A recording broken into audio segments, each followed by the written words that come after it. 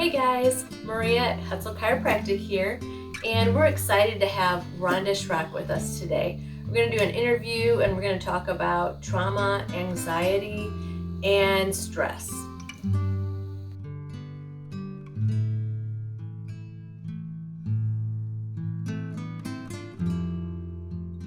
So our keywords today are empowerment and hope. And one of the books that we both read is The Body Keeps the Score. So if you're interested, it's by Bessel van der Kolk, and this doctor has been in the field for over 30 years. And we'll put a link below if you're interested in reading the book. Well, Rhonda, did you get anything out of it in particular? That book was so helpful to me in my own journey with trauma. That's what we're going to be talking about today, is trauma and the effects on the body and how you can go about healing from trauma, right? That's where the hope lies. So early on in my life, I know now that what I was dealing with was trauma. I didn't know it then. And so I would deal with my fear, my anxiety, using really what I would call kind of spiritual tools. And it never really worked. So it wasn't until I learned that what I was actually dealing with was trauma that I could begin to deal with it differently. And so this book has been so helpful. It explains from a scientific perspective, neurological, biological perspective, what happens to the brain when trauma occurs. Someone told me once that trauma affects the part of the brain that has no language. And so you cannot talk yourself out of trauma. And so for all those years, when I was trying to talk myself out of the trauma, it was nothing but frustration and no hope, believe me. So how wonderful to know that there are many more tools actually in God's toolbox. That's how I think of it. Many more tools in God's toolbox than just simply trying to have greater faith, praying more, being more spiritually disciplined. That is a part, of a successful life, but that's not all. And as I learned through this book and through, wise counsel, the tools that are available to us that have really helped to heal me are really all spiritual. So Rhonda, what did it take to move past your trauma? Well, I don't know if you ever completely move past it, but you can work your way through it. The first thing for me was to understand that was what I was dealing with. It's like getting the right diagnosis. Looking back now, I can see that through perfectionism and lots of striving and effort and work, which completely wore me out. I was trying to make myself do things I was not able to do. It's like when you're having these physical symptoms, you can't move normally, you don't have mobility, freedom of movement, and you keep trying to make yourself do what everyone else is doing, and you can't do it. If you don't get the proper diagnosis, you can't heal. So, for instance, if you have an abscess, that has to be, wow, that's painful. There has to be a cut made, right? Sometimes there has to be an excision, a re-breaking and a resetting. That's kind of how it was for me. But I had to have someone put a diagnosis to it so I could find the proper treatment. I've thought about it sometimes, the whole thing with emotional pain and emotional psychological wounds. It's sort of like someone who's been in a catastrophic car accident. It is not reasonable to expect that person will be able to pray their way to full health. That's important, but that's not a lack of faith. When a person needs a surgeon and lots of healing time and sometimes medication, and then lots of therapy, sometimes for years, to come to full healing, it is like that with trauma and abuse. And I'm sure that's an effort. It's a tremendous amount of work. It really is, and and it's a great deal of pain. So I had a choice. I could live like I was, which was not, I didn't have complete quality of life. Because like a wise person used to tell me over and over, we are wired for connection. And so when we have suffered abuse and trauma, it makes connecting, it really interferes with our relationships. Mm-hmm. Because when you don't feel safe because of what has happened to you in the past, it is so difficult to connect in healthy ways with other people. Mm-hmm. And that has a lot of implications for any of your relationships. Mm-hmm. You know, so the healing part, the healing journey for me has absolutely required emotional connections with safe people, but a lot of work on my part.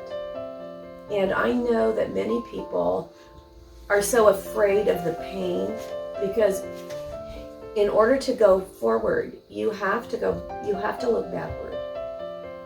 You have to admit what happened. Mm-hmm. But it's not so that you stay there and wallow and stay stuck. It is so that you can begin to work through it one step at a time and then begin to move forward. And that is painful because when you have to, or when you choose to admit what happened to you, you will have to feel it again. And that's why denial is the easier route in the short term, but it has devastating consequences. So you have to admit what happened and admit how you handled it, what you did with that then. So for me, that meant looking at my belief system about God, about myself. In fact, there just came a point in my life where basically I would say God just kind of deconstructed most of the things I had thought of him. And that was a time of a lot of pain, a lot of rage, a lot of anger. And it was to go from the image of the angry God, the judge that can never be pleased, to feeling his presence with me every moment of those months and years that I was raging at him. Mm-hmm. When I could no longer perform, I could no longer run from my feelings, and I was having to face now the truth of my life. That was a time of a great deal of pain, and for weeks and months I could hardly stand to be around other people because you're so busy healing and working with this stuff that you don't have the energy. But here's what happened during that time. I felt God's presence with me so strongly and so acutely, no matter how angry I was. It's like the footprint. Exactly like that. And a friend said to me one day as we were talking, she said, God is being so respectful to you right now. And it brought me up short because as I had known God before, he was not a respectful being.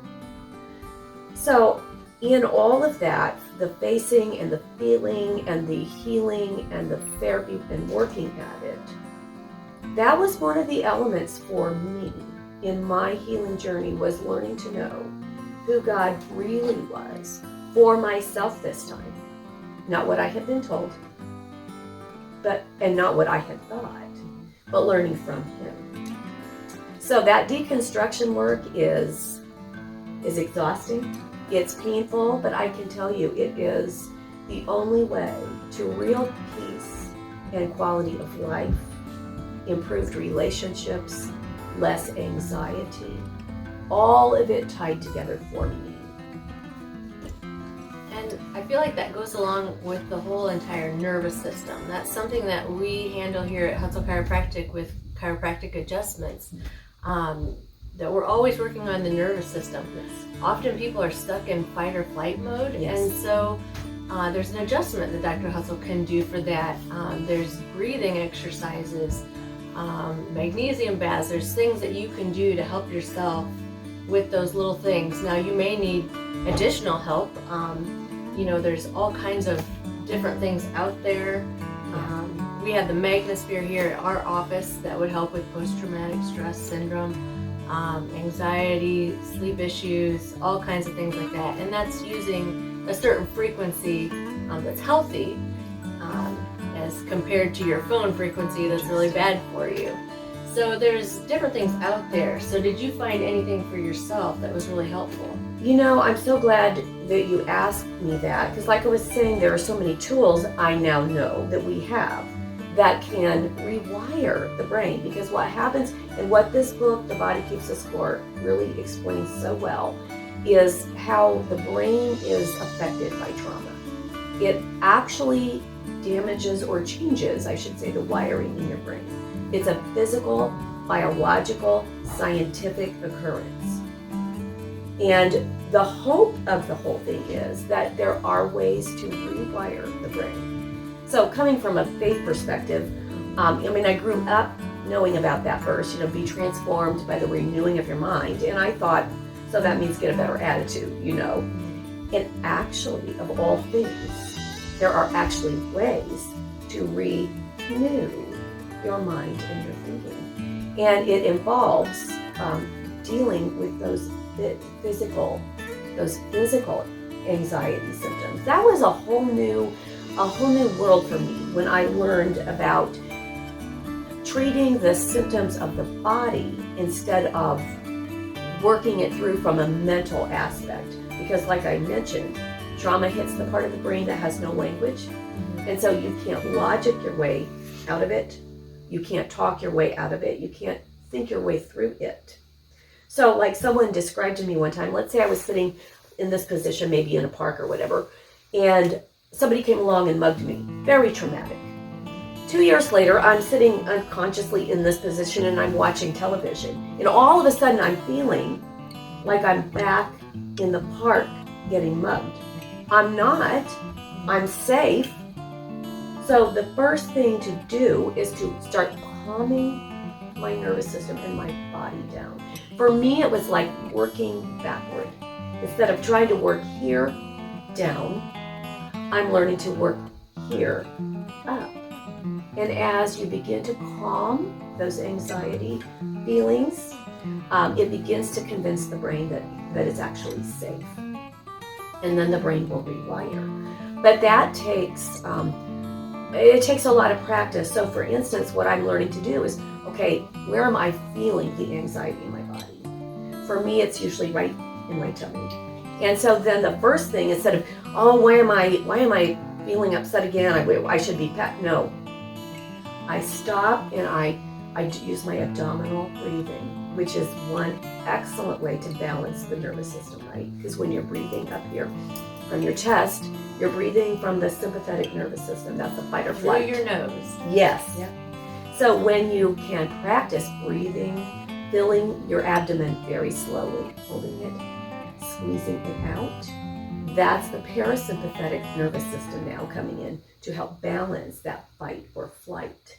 So when my body calms down, or sometimes I stretch, rocking is a way to reset the nervous system, shaking your arms, relieving those fear feelings, allows that stress cycle to complete. And then you can start thinking clearly. Mm-hmm. So you really have to start paying attention to your body. And that takes mindfulness, because what happens in trauma is that you disconnect from your own body. It's a survival thing. Mm-hmm. But that survival tool becomes a real inhibitor. Because if you're not fully present in your own body, you can't enjoy life in the moment. You're either looking in the past, you're watching for threats in the future, and you're constantly nerved up, or I think of it as jangly. I feel jangly. Mm-hmm. So learning to pay attention to my body has been a key in healing. One of the things that the author recommends in the book is to find your source of joy and what makes your life worth living. So was there anything in your life that you found was really helpful? Well, as far as actual therapies for healing, the trauma-informed yoga has been as helpful as anything. The EMDR is helpful. I think that works the way I understand it. That is a little more effective on PTSD, which would be more, as it was explained to me, specific events. Mm-hmm. So the complex trauma is different. And there would be so many points where you could do EMDR that it would be overwhelming. And the goal isn't to be in therapy forever. You want to heal and be able to function and enjoy your life. So the trauma-informed yoga was was so helpful to me because I didn't even realize how disconnected I was from my own body. And there are reasons for that. And part of it is the religious culture that we were raised in. I think a lot of us here. At the least, we were taught to be suspicious of our bodies, at the least. And at the worst, we were taught to hate them. They were just, it's just a clay pot you're living in. It's going to be it's nothing. I don't believe that anymore. I thought about it. So much of my healing has happened out on the road as I'm running and walking. And that's where I will, as a person of faith, that's where I will turn to God and I'll say, explain this to me, teach this to me here.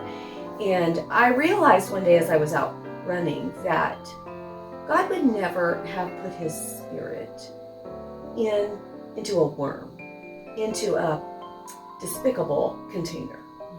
And if he wasn't looking at me like that, then I didn't need to look at me like that.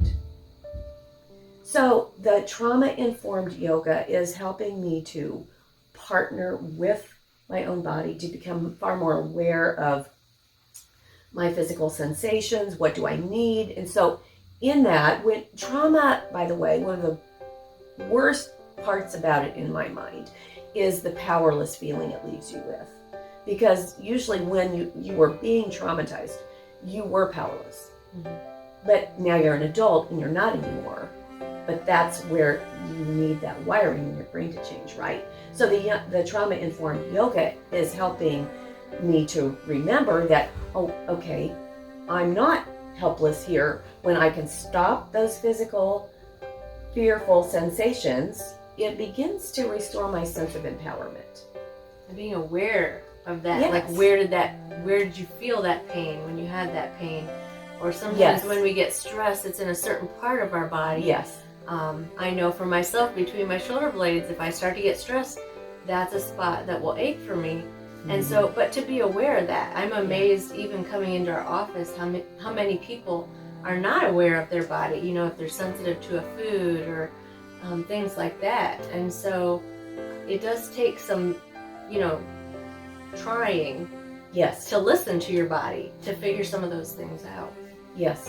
Like our yoga person says, we call it yoga practice, not yoga perfect, And for people who are scared of yoga, it's like one of my friends said, can you stretch? Can you breathe? You can do yoga. Mm-hmm. It's no more threatening than that. And it really helps you begin to tune in to where, so when you realize, oh, I'm feeling my tension back there, then you stretch, you move, you do things to get that feeling out of your body. And when your body calms, your brain follows.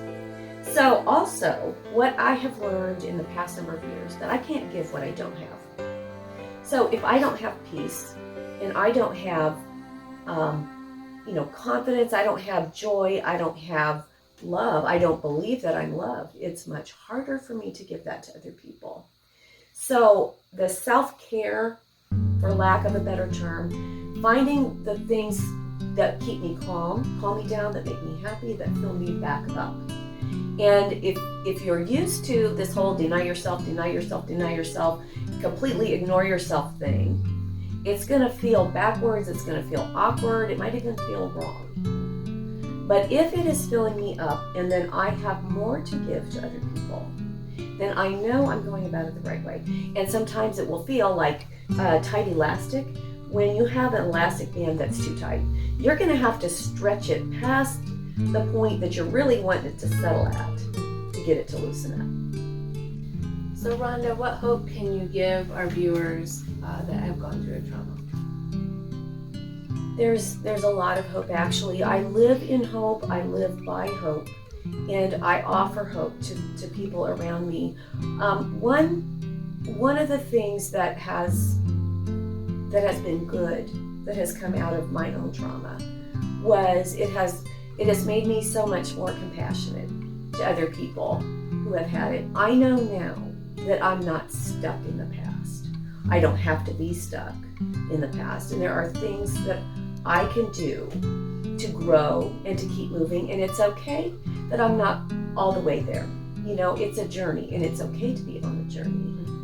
So I think the one of the times that was so clear to me that my trauma was good for more than just me was a surprise conversation I had one day with an atheist.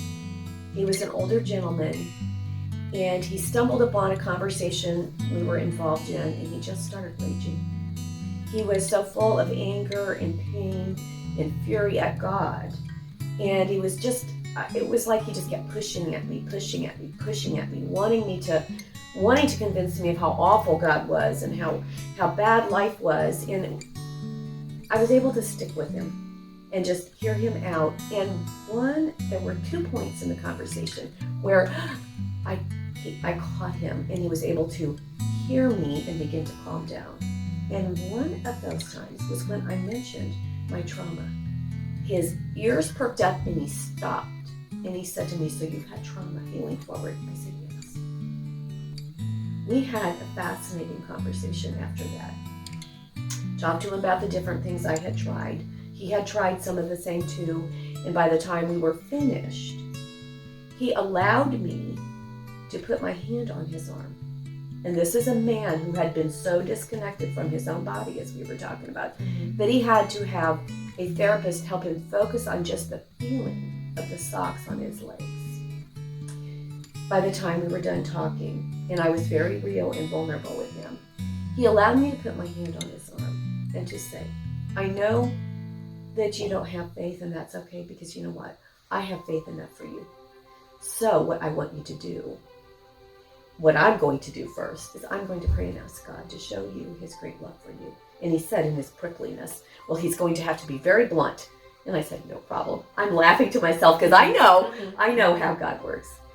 "So your job," I said to him, "is to keep your eyes and your ears open." And he walked away, and that was the last I saw him. And I thought, that's what my trauma has been good for.